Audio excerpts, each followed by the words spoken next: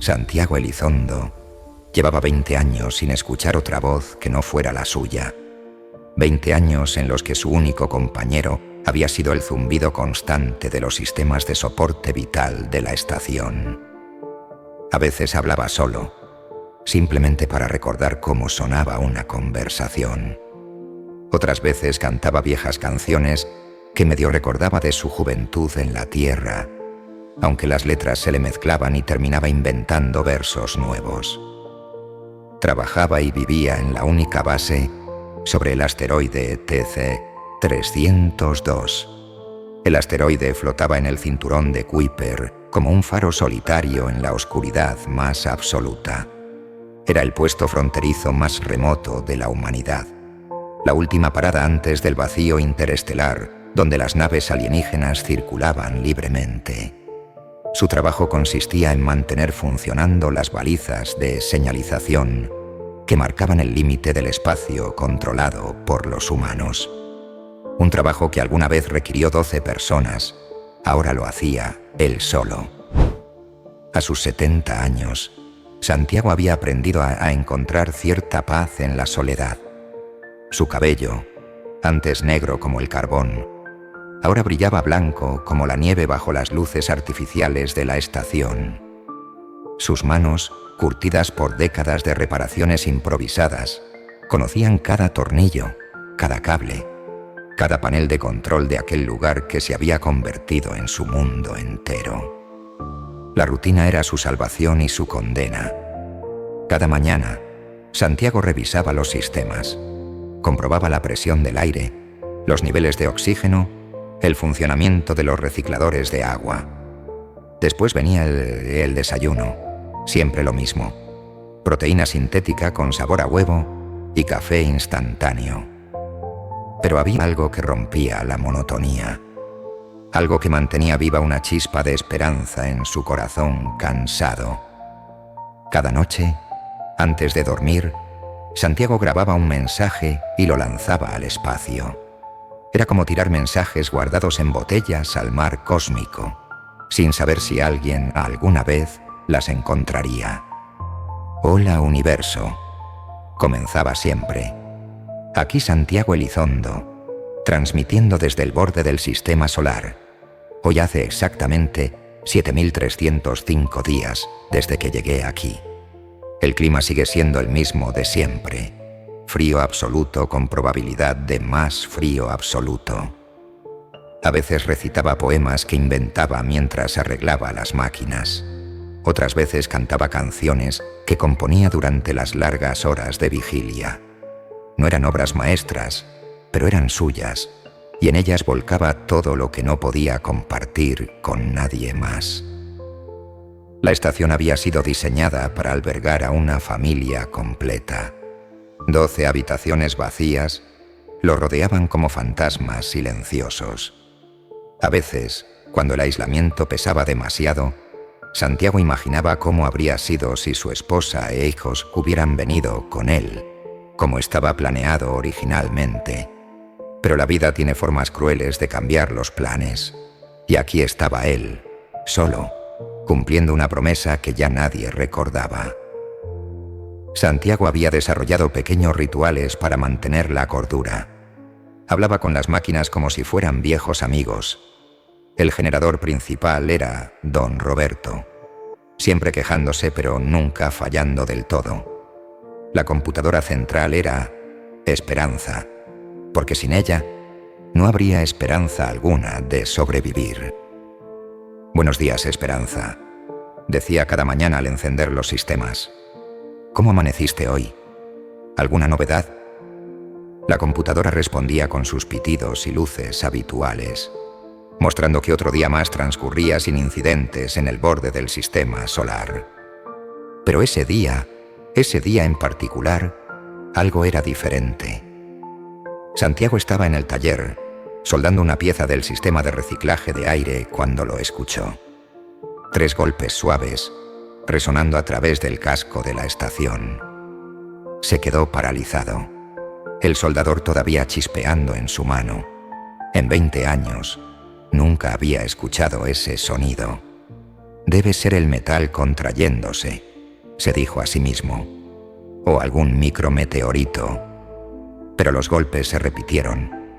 3 toques rítmicos, deliberados, imposibles de confundir con un fenómeno natural. Con el corazón latiendo como no lo había hecho en años, Santiago se dirigió al panel de control de la esclusa principal. Sus manos temblaban mientras activaba la cámara exterior. Lo que vio lo dejó sin aliento.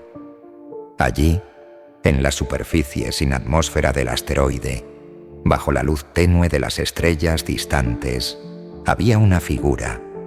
Una mujer joven, pequeña, delicada, con una piel que parecía brillar con luz propia. No llevaba traje espacial, ni casco, ni ningún tipo de protección contra el vacío mortal del espacio. Su vestido parecía estar tejido con luz de estrellas líquida, fluyendo alrededor de su cuerpo, como si tuviera vida propia. La figura levantó la vista hacia la cámara y sonrió.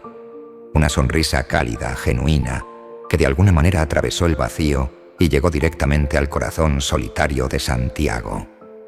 Movió los labios, y aunque no debería haber sido posible, Santiago escuchó su voz clara como el cristal a través de los altavoces de la estación. «Hola, Santiago. Me llamo Vexia. He venido a conocerte». Santiago se frotó los ojos, convencido de que finalmente la soledad lo había vuelto loco. Pero la figura seguía allí, esperando pacientemente, con esa sonrisa imposible. «Esto no puede ser real», murmuró. «Nadie puede sobrevivir ahí afuera sin protección. Es imposible». Pero mientras la miraba, algo en el fondo de su mente le susurraba que ya había visto esos ojos antes. Esa sonrisa le resultaba familiar de una manera que no podía explicar. Era como un déjà vu cósmico, un recuerdo de algo que nunca había sucedido. Vexia volvió a tocar la puerta, esta vez con más insistencia. Su expresión seguía siendo amable, pero había urgencia en sus movimientos. El anciano se dio cuenta de que, real o no, tenía que tomar una decisión. Podía ignorarla, convencerse de que era una alucinación y volver a su rutina solitaria. O podía abrir esa puerta y enfrentar lo que fuera que el universo le estaba enviando, después de 20 años de mensajes al vacío. Con dedos temblorosos, comenzó la secuencia de apertura de la esclusa. Las alarmas sonaron, advirtiéndole del peligro de abrir la estación al vacío exterior. Pero Santiago las silenció una por una. Si iba a volverse loco, al menos sería de una manera interesante. La esclusa exterior se abrió, y Vexia entró flotando con una gracia que parecía desafiar incluso la débil gravedad del asteroide. Santiago cerró rápidamente la puerta exterior y comenzó el ciclo de presurización, sus ojos nunca apartándose de esa joven figura. Cuando la presión se igualó y la luz verde indicó que era seguro, Santiago abrió la puerta interior. Vexia dio un paso adelante, y con ella llegó un aroma que no había sentido en décadas. Olía a lluvia sobre tierra mojada, a flores silvestres, a todos los recuerdos de la tierra que había enterrado en lo profundo de su mente. «Hola, Santiago», dijo ella de nuevo, y esta vez su voz llenó el aire real de la estación. «Sé que esto debe ser muy confuso para ti, pero por favor, déjame explicarte». Santiago retrocedió un paso, su mente luchando por procesar lo que estaba viendo. «¿Qué eres? ¿Cómo es posible que estés viva? Nadie puede sobrevivir en el vacío sin protección». Vexia inclinó la cabeza. «Mi nombre es Vexia. Soy lo que ustedes llamarían una alienígena, supongo. Vengo de un mundo muy lejano, más allá de lo que sus telescopios pueden ver. Mi gente se llama los Selarianos». «¿Selarianos?». Santiago repitió la palabra. «¿Y qué hace una selariana en el borde del sistema solar, tocando a mi puerta como si fuera lo más normal del mundo?». Vexia sonrió de nuevo, y había algo melancólico en esa sonrisa. «Vine por ti, Santiago, por tus mensajes. Los hemos estado escuchando. Tus canciones, tus poemas, tus pensamientos lanzados al vacío, me conmovieron de una manera que no puedo explicar completamente. Santiago sintió que las piernas le fallaban y se dejó caer en una de las sillas del puesto de control. ¿Escucharon mis mensajes? ¿De verdad alguien los escuchó? No solo los escuché, dijo Vexia, acercándose lentamente. Los adoro. Verás, mi gente alcanzó hace mucho tiempo lo que ustedes llamarían la perfección. Eliminamos la enfermedad, la guerra, el hambre, el sufrimiento. Tenemos tecnología que puede cumplir cualquier deseo con solo pensarlo. Vivimos en un paraíso constante. Suena maravilloso, dijo Santiago, aunque algo en el tono de Vexia sugería que no lo era tanto. Eso pensábamos, continuó ella. Pero con el tiempo, algo terrible sucedió. Al eliminar todo sufrimiento, también eliminamos la capacidad de sentir verdaderamente. Sin dolor, no hay verdadera alegría. Sin pérdida, no hay verdadero amor. Sin lucha, no hay verdadero triunfo. Nos convertimos en seres vacíos, perfectos pero huecos, inmortales pero sin vida real. Santiago la observaba, fascinado a pesar de su incredulidad. ¿Y qué tiene que ver eso con un viejo solitario que vive solo en un asteroide como yo? Tú, dijo Vexia, y sus ojos brillaron con fuerza. Tú solo en este lugar desolado, enfrentando cada día con esperanza, creando belleza en medio de la nada, cantando al vacío sin garantía de que alguien escuche, manteniendo la fe cuando tienes todas las razones del universo para perderla. Tú me enseñaste algo que mi gente había olvidado. ¿Qué significa realmente estar vivo? Santiago sintió que se le formaba un nudo en la garganta. Solo soy un viejo solitario haciendo su trabajo. No, dijo Vexia con firmeza. Eres mucho más que eso. Eres la prueba de que el espíritu puede sobrevivir incluso en las condiciones más adversas. Tus mensajes despertaron algo en mí que creía muerto. Me hicieron sentir algo que mi gente llama el vacío que duele, pero que creo que ustedes llaman esperanza. Santiago se levantó despacio, acercándose a ella con cautela. ¿Viajaste hasta aquí solo por mis mensajes? Viajé hasta aquí por ti, corrigió Vexia.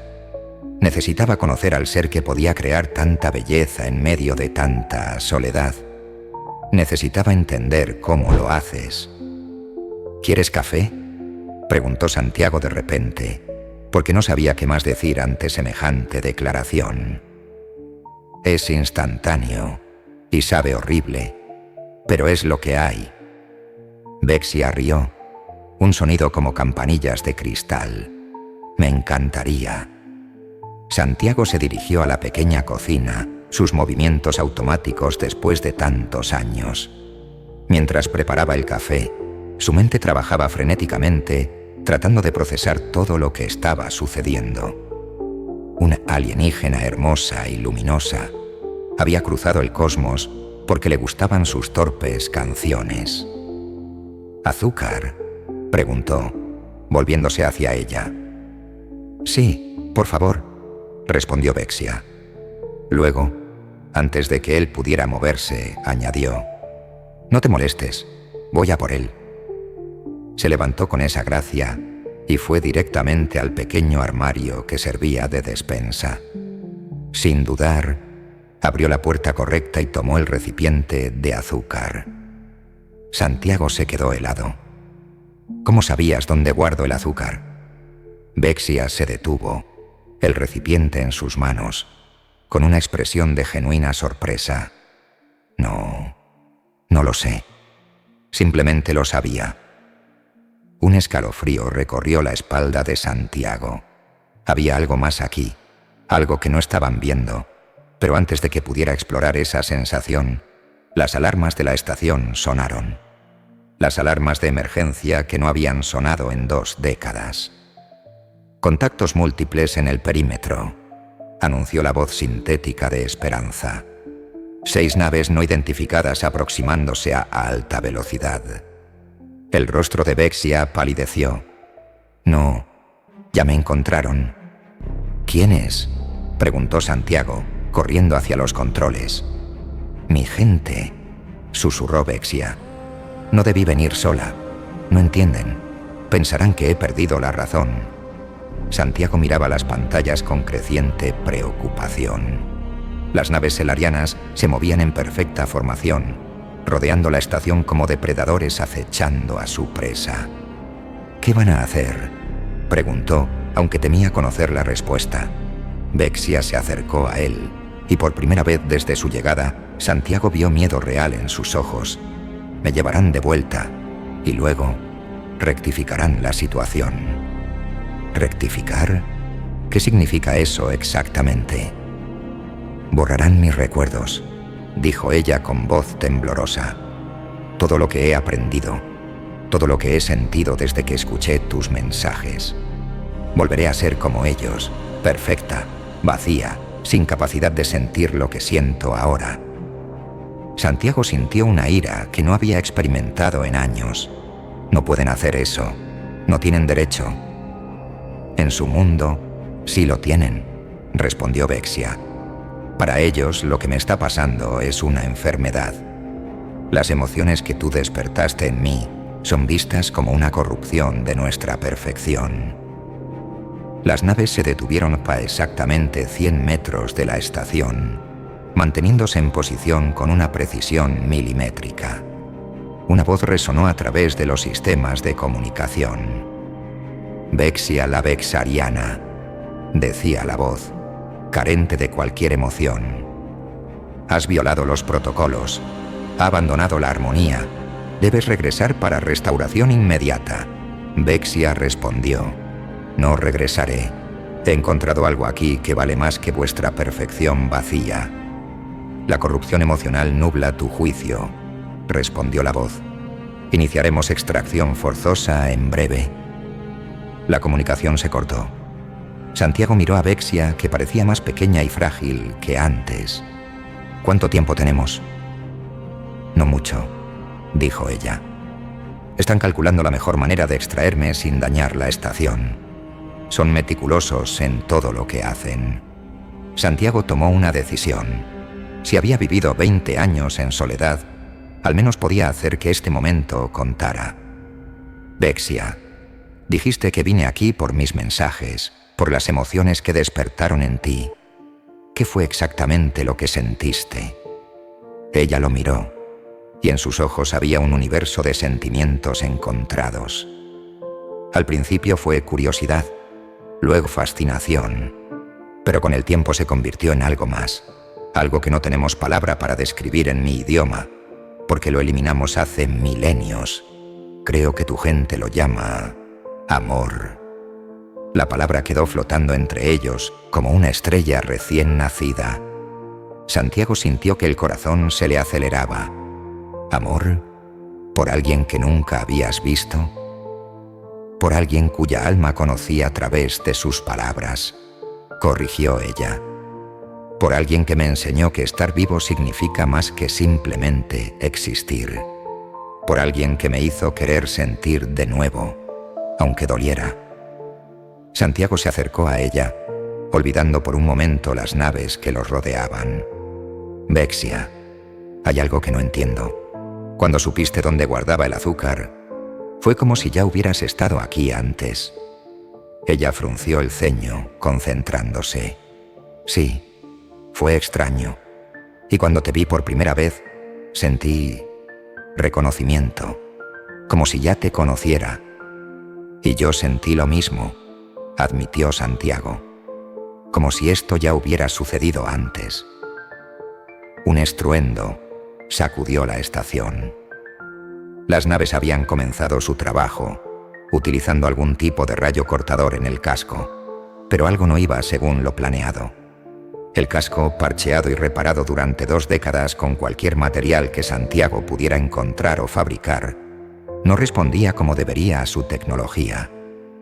¿Qué sucede?, preguntó Vexia, mirando las pantallas donde las naves parecían recalcular sus acciones.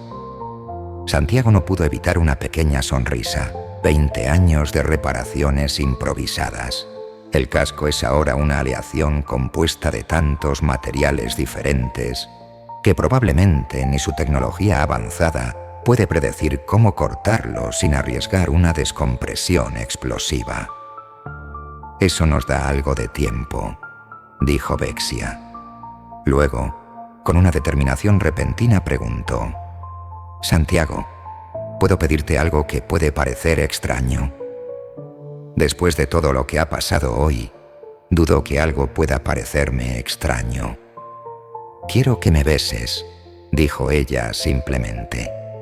En todos los datos sobre la humanidad que estudié, el beso aparece como una expresión física de conexión emocional. Quiero experimentarlo antes de que me lleven. Santiago la miró. Esta criatura imposible y hermosa que había cruzado las estrellas por sus torpes canciones. ¿Estás segura? Por respuesta, ella se acercó más, levantando su rostro hacia él. Santiago se inclinó y cuando sus labios se tocaron, sintió una descarga eléctrica que no tenía nada que ver con su fisiología alienígena. Era reconocimiento puro, como si cada célula de su cuerpo gritara: «Por fin te encontré de nuevo». Cuando se separaron, ambos jadeaban. Vexia lo miraba con ojos muy abiertos. Santiago. Eso fue. Otro estruendo, más fuerte esta vez. Las naves estaban intensificando sus esfuerzos. Vexia miró alrededor frenéticamente y entonces hizo algo completamente inesperado. Fue directamente hacia el viejo sofá en la pequeña sala de estar y comenzó a empujarlo. «¿Qué haces?», preguntó Santiago, confundido. «He tenido una idea», respondió ella, luchando con el pesado mueble. «Ayúdame a mover esto».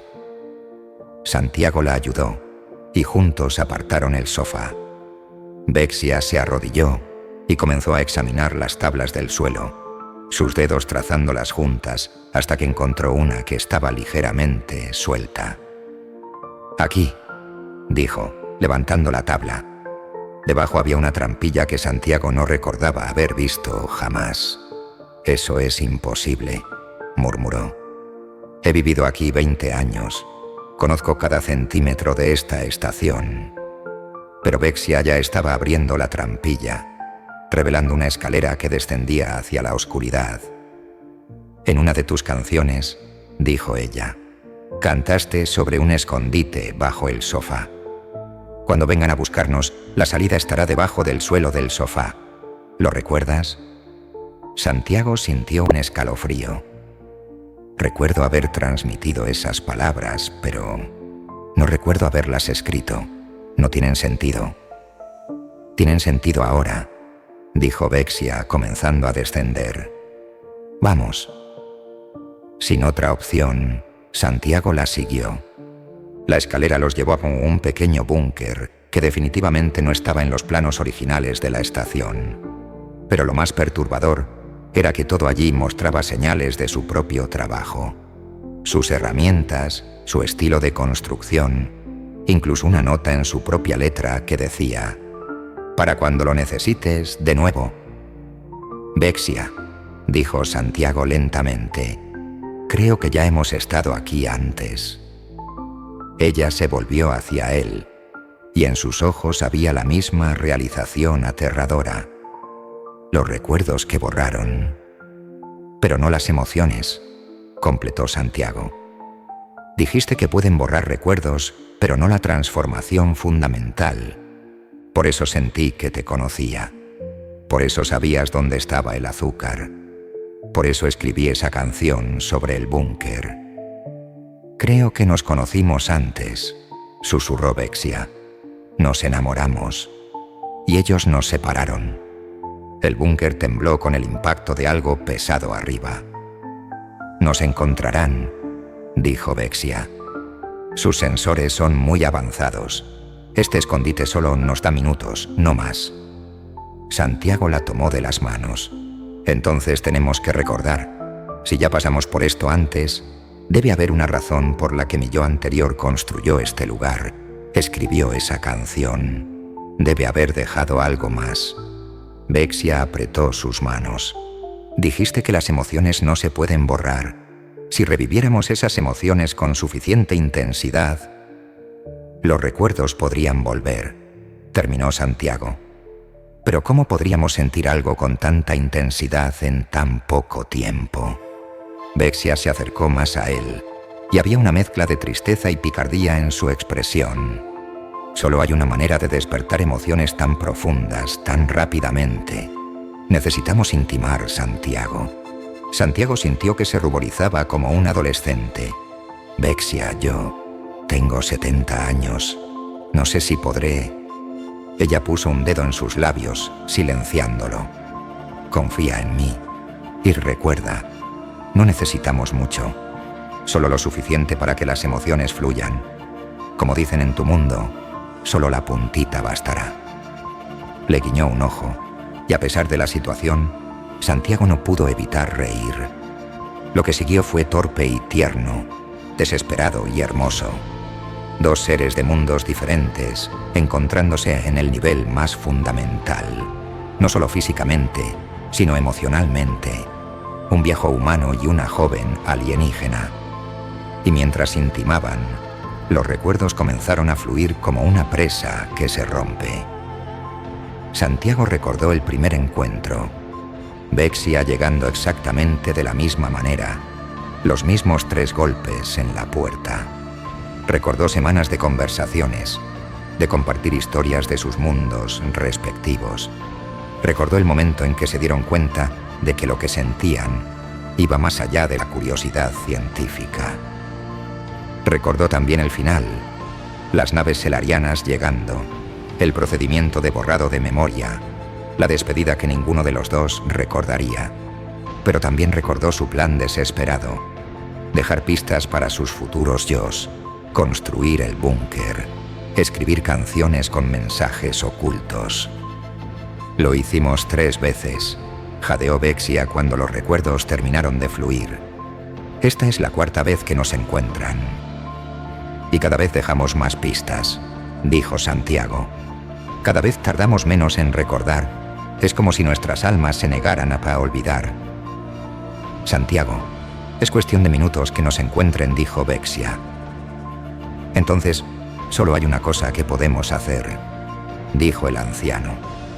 Tomó papel y bolígrafo y se puso a escribir la letra de la canción que hablaba de que la salida estaba debajo del sofá.